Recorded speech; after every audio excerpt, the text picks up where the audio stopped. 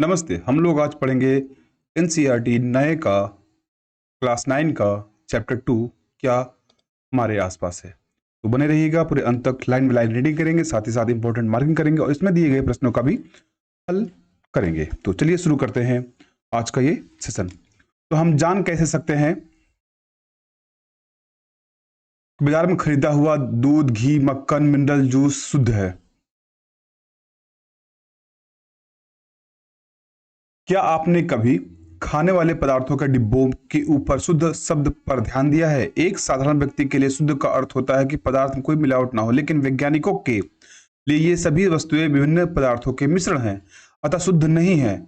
उदाहरण के लिए दूध, जल, वसा, प्रोटीन आदि का मिश्रण है। तो दूध किसका मिश्रण है? याद रखिएगा, जल, वसा और प्रोटीन का। ये क्वेश्चन पूछता है बार बार, क्योंकि एनसीईआरटी से लाइन बाय लाइन क्वेश्चन उठाकर दे देता है। अब ग्रुप डी और सभी जितने सारे रेलवे के ग्रुप डी, एएलपी, टेक्नीशियन और जे, ये तीन जो चार है, ये लाइन में लाइन आते हैं। एनटीपीसी का नहीं, बस ये चार जो है बहुत इंपॉर्टेंट है, तो मेरे साथ बने रहिएगा। जब एक वैज्ञानिक किसी पदार्थ को शुद्ध कहता है तो इसका तात्पर्य है कि पदार्थ में मौजूद कण, इसको मैं थोड़ा हाईलाइट कर दूं, दूध में जल, वसा, प्रोटीन होता है। जब एक वैज्ञानिक किसी पदार्थ को शुद्ध कहता है तो इसका तात्पर्य है कि पदार्थ में सभी कण समान रासायनिक प्रकृति के हैं। एक शुद्ध पदार्थ एक ही प्रकार के कणों से मिलकर बना होता है। जब हम अपने चारों ओर देखते हैं तो पाते हैं कि सभी पदार्थ दो या दो से अधिक शुद्ध अवयवों के मिले से बनते हैं। उदाहरण के लिए समुद्र का जल, खनिज, मिट्टी आदि सभी मिश्रण हैं। तो मिश्रण क्या क्या गया? जल, समुद्र का जल, खनिज, मिट्टी आदि मिश्रण है। मिश्रण क्या है? मिश्रण क्या है? एक या एक से अधिक शुद्ध तत्वों या यौगिकों से मिलकर बनना होता है। हम जानते हैं कि जल में घुले हुए सोडियम क्लोराइड, इसका हमको आप लोग बताइएगा कि इसका क्या होता है, फॉर्मूला क्या होता है। को वाष्पीकरण या आसवन विधि द्वारा जल से पृथक किया जा सकता है। यद्यपि सोडियम क्लोराइड अपने आप में एक शुद्ध पदार्थ है। सोडियम क्लोराइड क्या है? एक अपने आप में शुद्ध पदार्थ है और इसे भौतिक विधि के द्वारा इसके रासायनिक अवयवों को पृथक नहीं किया जा सकता है। इसी प्रकार चीनी एक पदार्थ है क्योंकि यह एक प्रकार की शुद्ध अवयव रखता है, इसका यौगिक समान रहता है। पेय पदार्थ और मिट्टी में एक समान कण नहीं होते हैं। शुद्ध पदार्थ किसी भी स्रोत से प्राप्त हो सकते हैं, इसके अभिलक्षण गुण एक समान होंगे। इस प्रकार हम कह सकते हैं कि मिश्रण में एक से अधिक शुद्ध पदार्थ होते हैं। मिश्रण के प्रकार, अवयवों की प्रकृति के अनुसार विभिन्न प्रकार के मिश्रणों का निर्माण होता है। इस तरह मिश्रण के कई प्रकार होते हैं। ये क्रियाकलाप है, उतना ज्यादा जरूरी नहीं है, बस आप लोगों को ये कॉपर सल्फेट का, पोटेशियम परमैंगनेट का और साधारण मतलब सोडियम क्लोराइड, अर्थात जैसे इस तरह से इसको बोलते हैं NaCl, तो पोटेशियम परमैंगनेट क्या बोलेंगे और कॉपर सल्फेट को, इसका फॉर्मूला क्या है मुझे बताइएगा कमेंट में। अपृथक कर समूह में अवयवों को मिलाकर के ये पूरा तरह से दिया गया है। क्रियाकलाप, पदार्थ, पदार्थ से आप क्या समझते हैं? पदार्थ से आप क्या समझते हैं? इसका कहने का मतलब है कि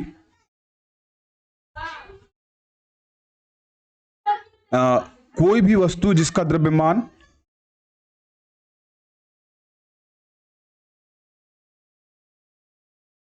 ये होगा। जैसे मैं आपको कुछ बताता हूं, रुकिए एक सेकेंड, मैं आपको बता देता हूं।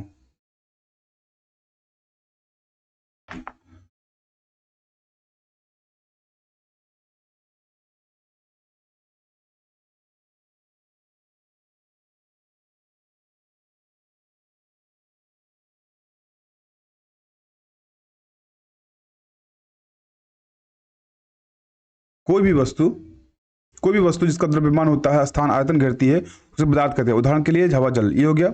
अब ये जो अंतर है, ये थोड़ा अंतर आप लोगों को दिखाना पड़ेगा। अंतर ये है कि अंतर इसको बोलते हैं समांगी और विसमांगी। सुनिएगा ध्यान से कि समांगी मिश्रण होमोजेनियस मिक्सचर होता है। यह एक मिश्रण होता है जिसकी बनावट पूरे मिश्रण की एक समान होती है। इसके अवयव घटकों को भौतिक रूप से अलग नहीं देखा जा सकता है। उदाहरण, जल में नमक का विलयन, जल में चीनी विलयन, ये सब समांगी होमोजेनस मिक्सचर है। और विषमांगी मिश्रण होता है जिसमें ऐसा मिश्रण होता है जिसके अंश भौतिक दृष्टि अलग होते हैं, इसकी बनावट एक समान नहीं होती है, इसके घटकों के अक्सर आंखों से देखा जा सकता है। उदाहरण सब सोडियम क्लोराइड और लोहे के छिलन का मिश्रण, जल और तेल का मिश्रण, कीचड़ वाला पानी, ये सब हो गए विषमांगी। तो समांगी और विलयन क्या है? विलयन दो या दो से अधिक विलयन दो या दो से अधिक पदार्थों का समांगी मिश्रण है। आप प्रतिदिन बहुत प्रकार के विलयनों को देखते होंगे। नींबू जल, सोडा जल आदि विलयन के उदाहरण है। विलयन के उदाहरण क्या क्या है? नींबू जल और सोडा जल। हम एक विलयन को ऐसे तरल पदार्थ के रूप में विचार करते हैं जिसमें ठोस द्रव्य या गैस मिले हो, लेकिन प्रकृति में ठोस विलयन, मिश्र धातु गैस विलयन, वायु भी होते हैं। एक विलयन के कणों में समांगिकता होती है। उदाहरण के लिए नींबू जल का स्वाद सदैव समान रहता है। यह दर्शाता है कि इस विलयन में चीनी और नमक के कण समान रूप से वितरित होते हैं। मिश्र धातु, ये धातुएं के समांगी मिश्रण होते हैं जिनमें भौतिक क्रिया द्वारा अवयवों पृथक नहीं किया जा सकता है, लेकिन फिर भी मिश्र धातुओं को मिश्रण माना जाता है क्योंकि वे अपने घटकों के गुणों को दर्शाते हैं और पृथक पृथक संगठन के। उदाहरण के लिए पीतल जिंक लगभग 30 और कॉपर 70% का एक मिश्रण है। तो समझ में आ गया आपको विलयन क्या होता है, मिश्रण क्या होता है, समांगी मिश्रण, समांगी मिश्रण। किसी विलयन को दो भागों विलायक और विलय में बांटा जाता है। ये क्वेश्चन आता है, थोड़ा ध्यान दीजिएगा। यहाँ पे कहा जाता है जिनकी मात्रा में दूसरे से अधिक होती है। जो दूसरे घटकों में विलयन मिलाता है उसे विलायक कहते हैं। क्या है? जो दूसरे घटकों में विलयन में मिलता है उसको विलायक कहते हैं। मतलब कुछ जो मिल रहा है उसको विलायक कहते हैं। विलयन का वह घटक प्राय कम मात्रा में होता है। विलयन का वह मात्रा जो कि विलायक में घुला हुआ उसे विलेय कहते हैं। विलेय, विलायक और विलयन, ये याद रखिएगा। जैसे जल और चीनी और जल का विलयन एक तरल घोल में ठोस का उदाहरण है। इसमें चीनी विलेय है और जल विलायक है। मतलब चीनी जो है घुल रहा है जल में, तो चीनी क्या हो गया? विलेय हो गया, विल गया उसमें, मतलब मौजूद हो, खत्म हो गया। और जल विलायक उसको अपने समा लिया भीतर। तो आयोडीन और अल्कोहल का विलयन, जिसमें टिंक्चर आयोडीन के नाम से जाना जाता है, इसमें आयोडीन विलेय है और अल्कोहल विलायक है। वातुयुक्त पेय जैसे सोडा, जल, कोक इत्यादि तरल विलयन के गैस के रूप में है। इनमें कार्बन डाइऑक्साइड गैस विलेय और जल विलायक है। वायु गैस में गैस का विलयन है। यह मुख्यतः दो घटकों ऑक्सीजन 21% और नाइट्रोजन 78% का समांगी मिश्रण है। नाइट्रोजन को वायु का विलायक कहा जाता है। तो ये याद रखिए लाइन, ये लाइन बहुत ही महत्वपूर्ण है कि किसे वायु का विलायक कहा जाता है। तो नाइट्रोजन को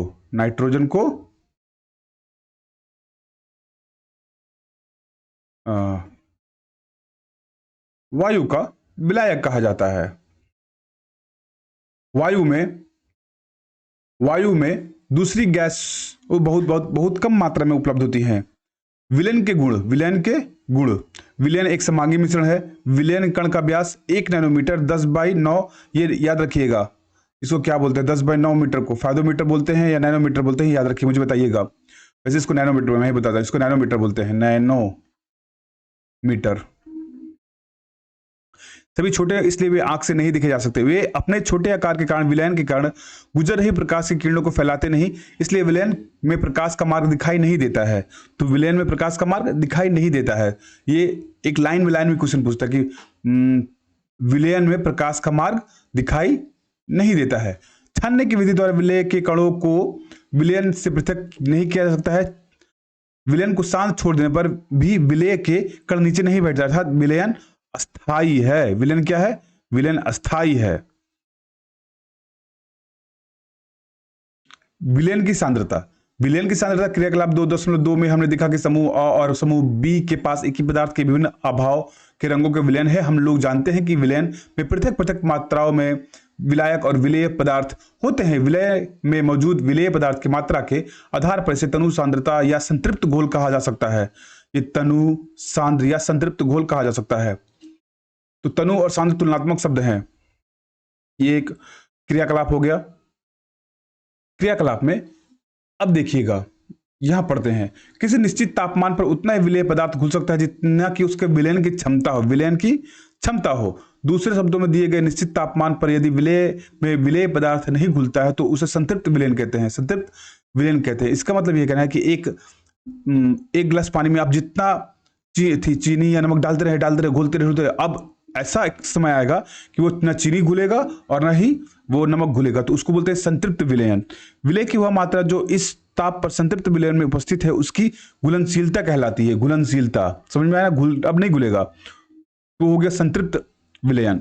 यदि एक विलयन में विलेय पदार्थ की मात्रा संतृप्तता से कम है तो उसे असंतृप्त विलयन कहते हैं। अब जैसे घुल रहा है तो असंतृप्त विलयन है, उसमें अभी और घुलना बाकी है। पूरा घुलना हो जाएगा, उसके बाद नहीं घूमे तो उसको बोलते हैं संतृप्त विलयन। यदि विलयन में विलेय पदार्थ की सांद्रता संतृप्त स्तर से कम हो उसको असंतृप्त विलयन कह लेते हैं। यदि आप किसी विशिष्ट ताप पर एक संतृप्त विलयन ले तथा उसको धीरे धीरे ठंडा करें तो क्या होगा? तो क्या होगा? उपयुक्त किए गए क्रियाकलाप से हम कह सकते हैं कि दिए गए एक निश्चित तापमान पर पृथक पृथक पदार्थों की विलयन क्षमता भिन्न होती है। विलायक की मात्रा द्रव्यमान अथवा आयतन में घुले हुए विलेय पदार्थ की मात्रा को विलयन की सांद्रता कहते हैं। सांद्रता, कितना घुल सकता है वो, तो उसी से हम लोग निकालते हैं। विलयन की सांद्रता को दर्शाने की बहुत सी विधियां, लेकिन हम यहां सिर्फ 3 विधियां चर्चा करेंगे। पहला, द्रव्यमान में विलयन के द्रव्यमान प्रतिशत, द्रव्यमान कितना है और विलयन का द्रव्यमान कितना प्रतिशत। फिर विलेय का पदार्थ का बटा द्रव्यमान बटे विलयन का द्रव्यमान इंटू 100, द्रव्यमान बटे विलयन के आयतन प्रतिशत, अर्थात विलेय पदार्थ का द्रव्यमान बटे विलय का आयतन इंटू प्रतिशत, मतलब 100 हो गया। तो चलिए कुछ यहां दिया गया है। और तीसरा है विलय के आयतन बटे आयतन प्रतिशत।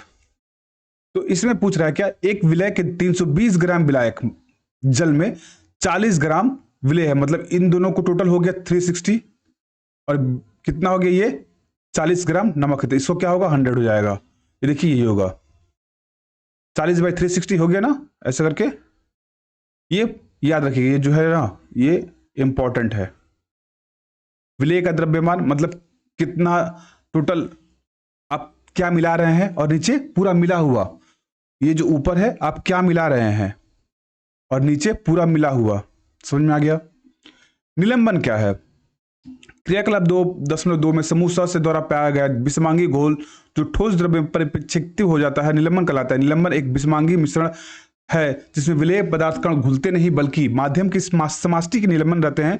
ये निलंबन कणों आंखों से देखे जा सकते हैं। निलंबन कण आंखों से देखे जा सकते हैं। निलंबन कण आंखों से देखे जा सकते हैं। निलंबन के गुणधर्म याद कीजिएगा। तो क्या है, एक विषमांगी मिश्रण निलंबन, यह कण आंखों से देखे जा सकते हैं। यह निलंबित कण प्रकाश किरण को फैलाता है जिसे मार्ग दृष्टिगोचर हो जाता है। ये फैलाता है, क्या फैलाता है? निलंबन का गुणधर्म है। जब इसे शांत छोड़ देते हैं तो ये कण के नीचे और बैठ जाता है, अर्थात निलंबन अस्थायी होता है। निलंबन क्या है? निलंबन अस्थायी है। छानन विधि द्वारा इन कणों को मिश्रण से पृथक किया जा सकता है। जब सभी कण नीचे बैठ जाते हैं तो निलंबन समाप्त हो जाता है तथा विलयन में प्रकाश किरण का प्रकीर्णन रुक जाता है।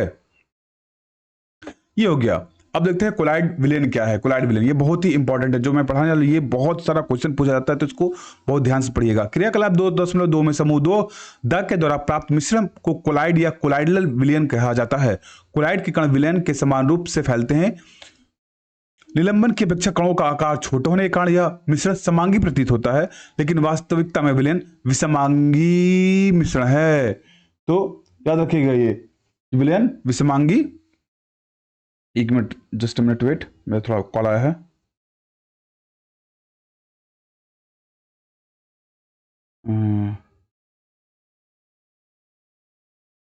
जी, तो हम लोग कहाँ थे? होता है विषमांगी मिश्रण है। कोलाइड कणों के छोटे आकार के कारण हम इन्हें आंखों से नहीं देख पाते, लेकिन ये कण किरण की आसानी से फैला देते हैं, जैसा कि हमने क्रियाकलाप 2.2 में देखा। प्रकाश किरण का फैलाना टिंडल प्रभाव कहलाता है। क्या कहलाता है? टिंडल प्रभाव। टिंडल नामक वैज्ञानिक ने इसकी खोज की थी। एक कमरे में छोटे छिद्र के द्वारा जब प्रकाश की किरणें आती हैं तब वहां पर हमने टिंडल प्रभाव को देख सकते हैं। कॉपर सल्फेट का विलयन टिंडल प्रभाव नहीं दर्शाता, ये याद रखिएगा। ये जो है ना, ये पूछ भी सकता है। दूध और पानी का मिश्रण टिंडल प्रभाव दर्शाता है।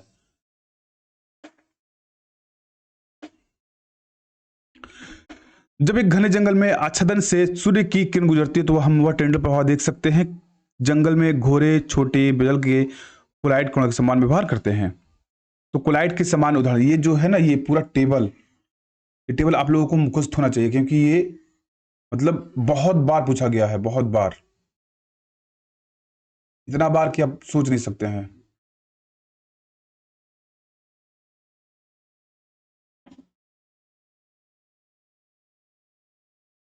एकदम भी आई है। जैसे द्रव्य और गैस का एरोसोल होता है, और एरोसोल में क्या होता है? कोहरा, बादल, कुहासा। देखिए कुछ कुछ मैं बता दे रहा हूँ जो कि बहुत बार पूछा जाता है, जैसे फोम हो गया, फेस क्रीम हो गया, शेविंग क्रीम हो गया। ये तीन बहुत बार पूछते हैं कि, और सब तो पूछता है लेकिन ये सब पूछता है। और ये सब याद रखिएगा, इमल्सन, सोल, फोम, ये पूछता है कि इमल्सन का ये दे देगा, ये एरोसोल का दे देगा। तो ये सब कुछ क्वेश्चन, फोम, इमल्सन, है ये है इमल्सन और ये एक फोम का, अधिकतर ये सारा पूछा। और वैसे ही आपको पूरा याद करना है। उदाहरण के साथ, इसका क्वेश्चन है उदाहरण के साथ समांगी एवं विषमांगी विभेद कीजिए। उदाहरण के साथ तो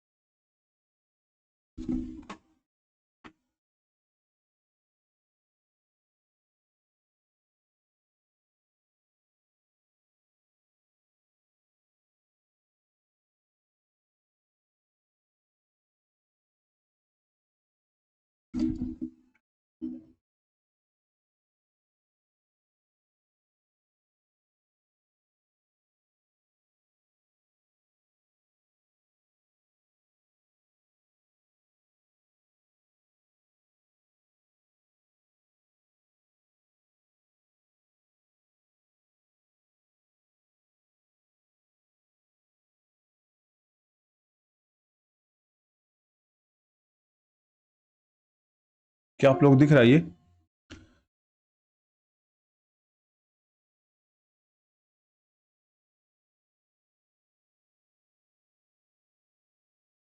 विशेषता समांगी मिश्रण मिश्र बनावट, इनकी बनावट एक समान होती है। इनके अंश भौतिक रूप से अलग अलग होते हैं। घटकों की अलग अलग नहीं देखा जा सकता है, घटकों को प्राय अलग अलग देखा जा सकता है। उदाहरण जल, चीनी। तो इसका यदि आप लोग क्वेश्चन आंसर बोलेंगे तो मैं क्वेश्चन आंसर करा दूंगा। वैसे मैं बता दे रहा हूँ, ध्यान से सुनिएगा। पहला होगा क्या कि समांगी मिश्रण, इनकी बनावट एक समान होती है, घटकों को अलग अलग नहीं दिखाया जा सकता है। उदाहरण जल में चीनी, जल में नमक, सोडा जल। और विषमांगी, इनके अंश भौतिक रूप से अलग अलग होते हैं, घटकों को प्राय अलग अलग दिखाया जा सकता है।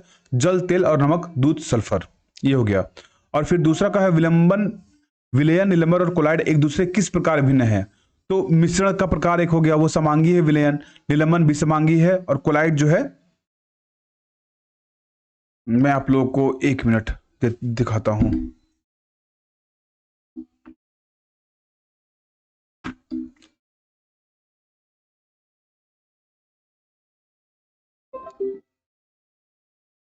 यदि आप लोग को पास होगा तो बहुत अच्छा होगा, मैं दिखा देता।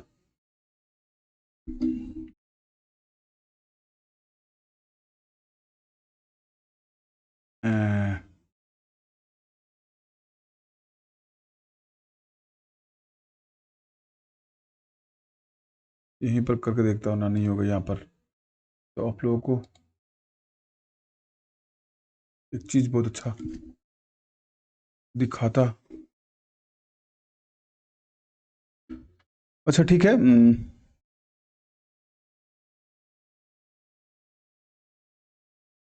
आप लोगों को यहाँ ले चलता हूँ मैं। चलिए कोई बात नहीं, मैं देखता हूँ।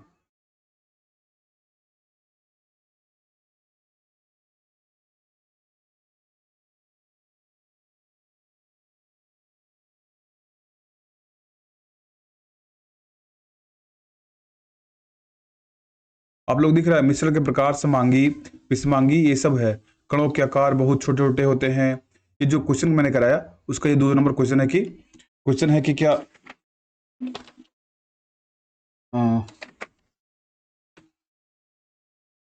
विलंबन, निलंबन और कोलाइड एक दूसरे के से किस प्रकार भिन्न है, ये क्वेश्चन है। उसके बाद फिर ये है कि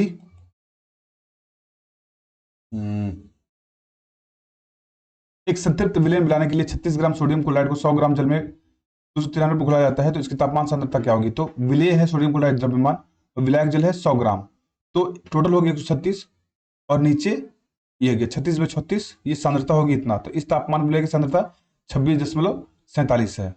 आप लोगों को समझ में आया होगा। अब चलिए दूसरी तरफ चलते हैं।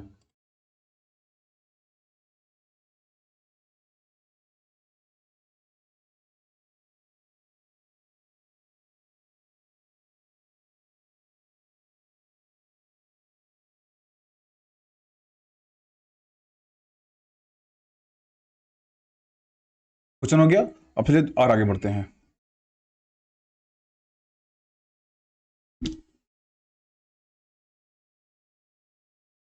भौतिक एवं रासायनिक परिवर्तन। पिछले अध्याय से हमने पदार्थ के भौतिक गुणों के बारे में अध्ययन किया। ऐसे गुण जिनका हम अवलोकन एवं वर्णन कर सकते हैं, जैसे कि रंग, कठोरता, दृढ़ता, बहाव, घनत्व, द्रव्यनांक तथा क्वथनांक इत्यादि भौतिक गुण कहा जाता है। अवस्थाओं का अंतरूपण एक भौतिक परिवर्तन है, क्योंकि परिवर्तन पदार्थों के संगठन के बिना परिवर्तन किए होते हैं। उनकी रासायनिक प्रकृति में कोई भी परिवर्तन नहीं होता। यद्यपि बर्फ, जल और वाष्प अलग अलग दिखते हैं और ये भिन्न भिन्न भौतिक गुणों से दर्शाते हैं, लेकिन रासायनिक रूप के समान होते हैं। जल तथा खाना पकाने वाले तेल दोनों द्रव्य हैं, लेकिन इसके रासायनिक गुणधर्म भिन्न है। इनकी गंध और ज्वलनशीलता में अंतर होता है। हम जानते हैं कि तेल हवा में जलता है, जबकि आग जल को बुझाता है। तेल का यह रासायनिक गुण जल से इसे अलग कर रहा है।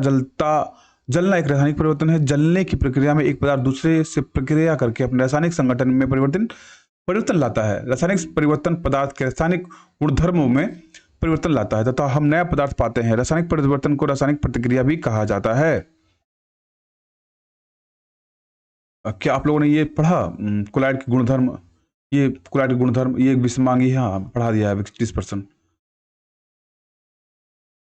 अब ये आ गया थोड़ा कुछ क्या था हम लोग क्या आता है भौतिक जलने की प्रक्रिया, रासायनिक दोनों परिवर्तन क्या आप जानते हैं? प्रश्न ये सब आएगा। तो चलिए प्रश्न जो है, निम्न के रासायनिक भौतिक परिवर्तन वर्गीकृत है। पेड़ों काटना क्या है? ये भौतिक परिवर्तन है।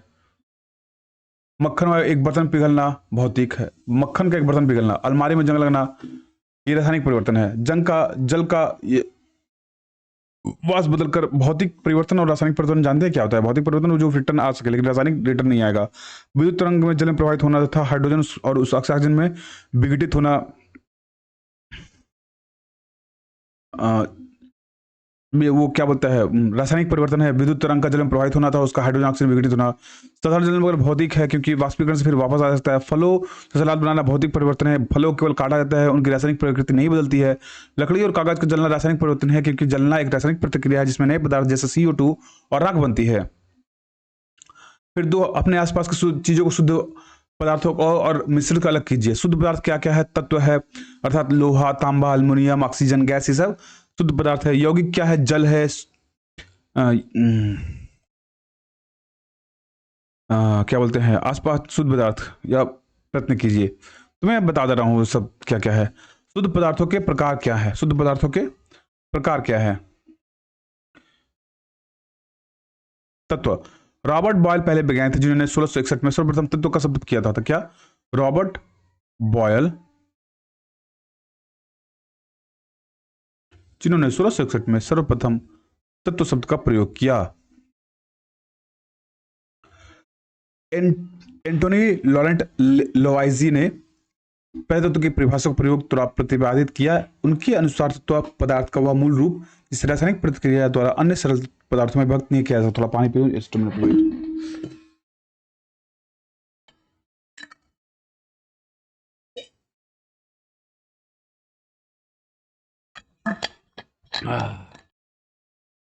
चलिए, तत्वों को साधारणतः धातु, धातु, उपधातु में वर्गीकृत किया जा सकता है। धातुएं प्रायः दिए गए गुणधर्मों में से सभी को या कुछ प्रदर्शित करती हैं। ये चमकीली होती हैं धातुएं। ये चांदी से सफेद या सोने की तरह पीले रंग की होती हैं। ये ताप तथा विद्युत के सुचालक होती हैं। ये तन्य होती हैं, तन मतलब जितना लंबा टाया जा सकता है, तार के रूप में खींचा जा सकता है। ये आघातवर्ध्य होती हैं, इनको पीटकर महीन चादरों में ढाला जा सकता है। ये ध्वनिपूर्ण होती है। सोना, चांदी, लोहा, सोडियम, पोटेशियम इत्यादि धातु, पारा धातु होते भी कमरे में तापमान के द्रव्य होता है। ये तो सब लोग जानते ही हैं अधिकतर। और धातुएं दिए गए निम्न गुणों से प्रायः कुछ को या सभी को प्रदर्शित करती होती है। ये विभिन्न रंगों की होती है। यह ताप और विद्युत को चालक होते हैं। ये चमकीली, प्रतिध्वनि और आघातवर्धक नहीं होती। Hydrogen, oxygen, iodine, carbon, bromine, chlorine इत्यादि अधातुओं के हैं कुछ तत्व धातु और धातु के बीच के गुण होंगे जिन्हें उपधातु या मेटलॉइड, जिसके बोरोन, सिलिकॉन और जर्मेनियम जो है मेटलॉइड कहलाते हैं।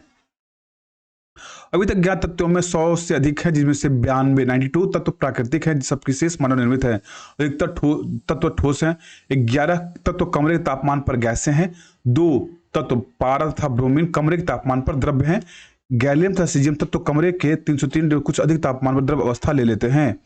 ये याद रखिएगा, ये VVI है। यौगिक, एक यौगिक वह पदार्थ है जो कि 2 या 2 से अधिक तत्वों के नियत अनुपात में रासायनिक तौर पर संयोजन बना है। जब 2 या से अधिक तत्व आसपास में मिलते हैं तो हम क्या पाते हैं? ये क्रियाकलाप है। देखिएगा, लोहे चूने सल्फाइड को मिला है, ये सब जो क्रियाकलाप किए। अब उत्तर, क्या दोनों समूह प्राप्त है, किस समूह में प्राप्त चुंबकीय गुण विद्यमान है? तो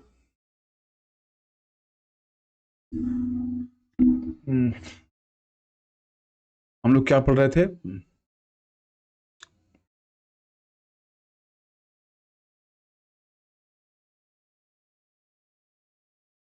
दोनों सौ गैस प्राप्त, तो क्या हम लोग को ये पढ़ना, अब जवाब देना है यौगिक में।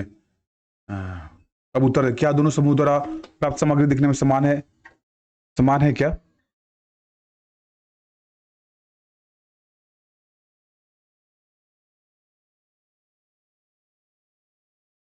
बताइएगा मुझे कमेंट, समान है क्या? फिर किस समूह द्वारा प्राप्त सामग्री में चुंबकीय गुण विद्यमान है? समूह एक द्वारा प्राप्त गैस हाइड्रोजन है, यहां दे दिया। यह रंगहीन गंधहीन ज्वलनशील, इसकी ज्वलनशीलता की जांच में कक्षा नहीं होती है। समूह 2 द्वारा प्राप्त गैस हाइड्रोजन सल्फाइड है, यह रंगहीन गैस है, इसे गंध से जैसी होती है। आपने पाया कि दोनों समूह द्वारा प्राप्त पदार्थ पर भिन्न गुण दर्शाते हैं, पदार्थ जो है भिन्न गुण। यदि प्रारंभ में दिए गए पदार्थ समूह 1 की क्रिया फलस्वरूप भौतिक परिवर्तन हुआ, जबकि समूह 2 की क्रिया के फलस्वरूप पदार्थों में रासायनिक परिवर्तन हुआ। समूह 1 द्वारा प्राप्त कीजिएगा, प्राप्त 2 पदार्थों का मिश्रण है, दिए गए पदार्थ लोहा तथा सल्फर है। मिश्रण का गुण उन दोनों मिले हुए तत्वों के गुण के समान है। समूह 2 में सामग्री यौगिक है, ये आप लोगों को अंतर है। तत्व की यौगिक केवल मिश्रण बनाने के लिए होता है, किंतु किसी एक यौगिक का निर्माण नहीं करते हैं। मिश्रण में यौगिक में तत्व की क्रिया करके एक नए यौगिक का निर्माण होता है। मिश्रण का संगठन परिवर्तनीय होता है, नए पदार्थ का संगठन सदैव स्थायी होता है। नए पदार्थ का संगठन सदैव स्थायी होता है, मिश्रण का संगठन परिवर्तनीय होता है। मिश्रण उसमें उपस्थित घटकों के गुणधर्मों को दर्शाता है। नए पदार्थ गुणधर्म पूरी तरह से भिन्न होते हैं। घटकों को भौतिक विधियों द्वारा सुगमता से पृथक किया जा सकता है। घटकों को केवल रासायनिक या वैद्युत रासायनिक प्रतिक्रिया ही पृथक किया जा सकता है।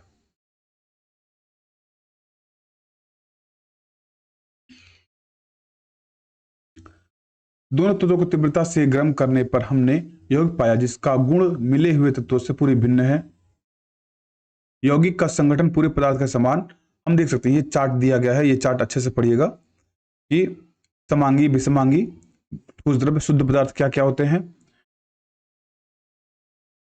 शुद्ध पदार्थ। मिश्रण में क्या क्या है? शुद्ध पदार्थ में तत्व और यौगिक आते हैं, और मिश्रण में समांगी और विषमांगी आते हैं।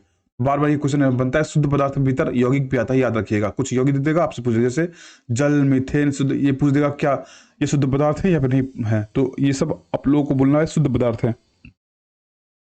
तो आपने क्या सीखा? हम लोगों ने सीखा कि मिश्रण में से एक से अधिक पदार्थ तत्व या अधिक किसी भी अनुपात मिले होते हैं। मिश्रण को पृथक करने के लिए उचित विधियों से शुद्ध पदार्थों में पृथक्करण किया जा सकता है। विलयन, 2 या 2 से अधिक पदार्थों का समांगी मिश्रण है विलयन। विलयन के बड़े अवयव को विलायक कहते हैं तथा अवयव को विलयक कहते हैं। विलयन की सांद्रता उसके इकाई आयतन उपस्थित विलय का द्रव्यमान तथा अथवा आयतन है। वह पदार्थ जो विलायक में अघुलनशील तथा आंखों में देखा जा सकता है निलंबन कहलाता है। निलंबन एक विषमांगी मिश्रण है। क्लोराइड एक विषमांगी मिश्रण है जिसके कणों का आकार इतना छोटा है कि उन्हें सरलता में नहीं देखा जा सकता, किंतु इतना बड़ा है कि ये प्रकाश का फैलाव करने में सक्षम होते हैं। क्लोराइड उद्योगों में तथा दैनिक जीवन में महत्वपूर्ण है। विलेय कणों को परिक्षिप्त प्रावस्था कहते हैं, और विलायक जिसमें यह पूरी तरह से वितरित हो जाते हैं उसे परिक्षेपण माध्यम कहते हैं। शुद्ध पदार्थ तत्व या यौगिक हो सकते हैं। तत्व पदार्थ का मूल रूप होता है जिसे रासायनिक क्रिया द्वारा सरल पदार्थों को विभाजित नहीं किया जा सकता है। यौगिक वह पदार्थ है जो या दो से अधिक तत्वों के स्थिर अनुपात में रासायनिक रूप से संयोजन से निर्मित होता है। यौगिक के गुणों में निहित तत्वों के गुणों से भिन्न होते हैं, जबकि मिश्रण में उपस्थित तत्व और यौगिक अपने गुणों में दर्शाते हैं। चलिए अब क्वेश्चन करते हैं कि अभ्यास का क्वेश्चन है। तो अभ्यास का क्वेश्चन क्या है? क्या क्या क्या अभ्यास का क्वेश्चन है, थोड़ा देखते हैं हम लोग क्या क्या अभ्यास क्वेश्चन है। सोडियम क्लोराइड जल के सोडियम क्लोराइड को जल को विलयन। तो चलिए हम लोग चलते हैं अपने जगह पे।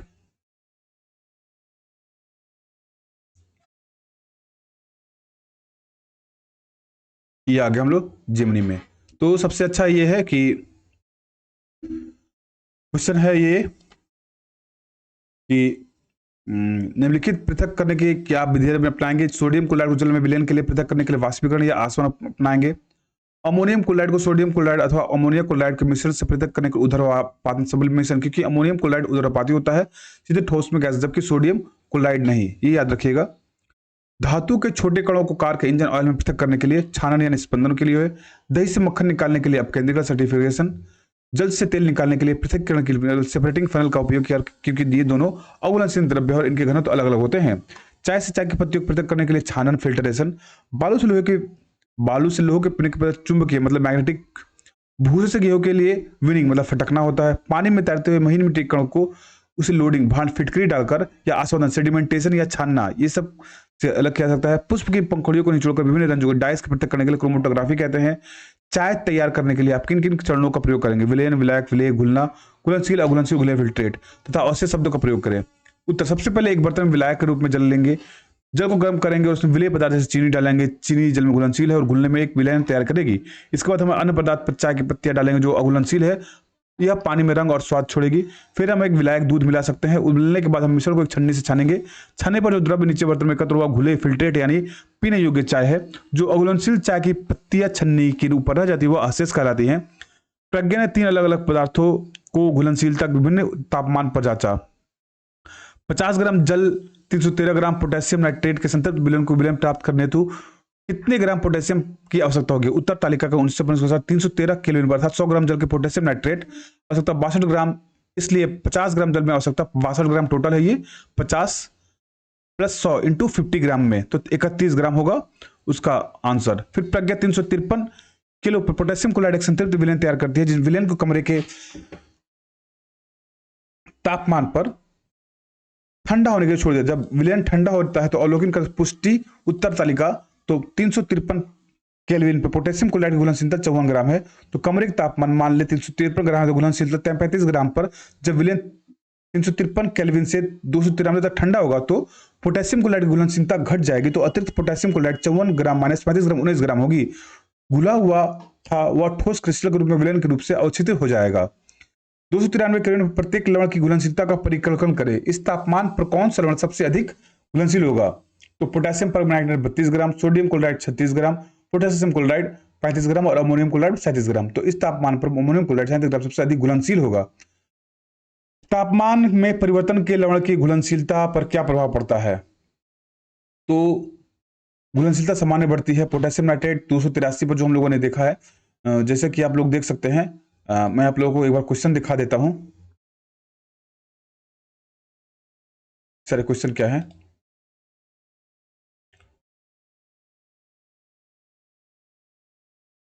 देखिए ये सारा क्वेश्चन है जो मैं कर रहा हूँ, ये जो अभी कर रहा हूँ ये सारे क्वेश्चन है जो मैं आप लोगों को अभी बता रहा हूँ। ये सारे क्वेश्चन 7, 8 सारा कुछ, ये सारा टोटल क्वेश्चन है जिसका मैं अभी आंसर करवा रहा हूँ। आप लोग आंसर कर भी सकते हैं या छोड़कर जा भी सकते हैं। ये सारा क्वेश्चन मैं करवा दे रहा हूँ एंटर, जो लास्ट तक हो रहा है।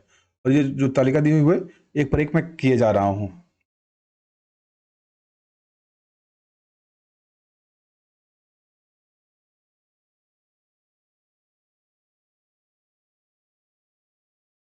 तो हम लोग पढ़ रहे थे वो अमोनियम क्लोराइड हो गया।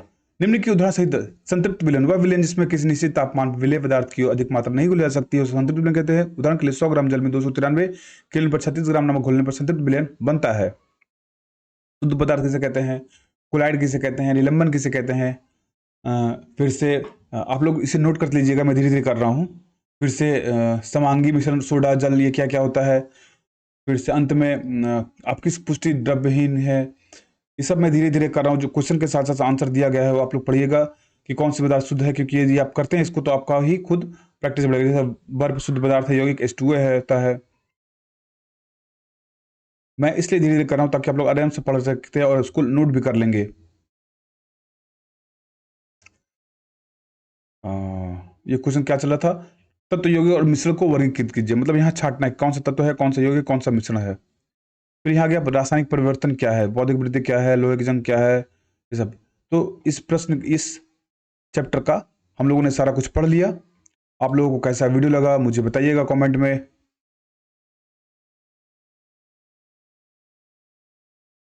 ऐसे मैं पढ़ाता रहूँगा आप लोगों को। तो चलिए ये वीडियो यहीं समाप्त करते हैं।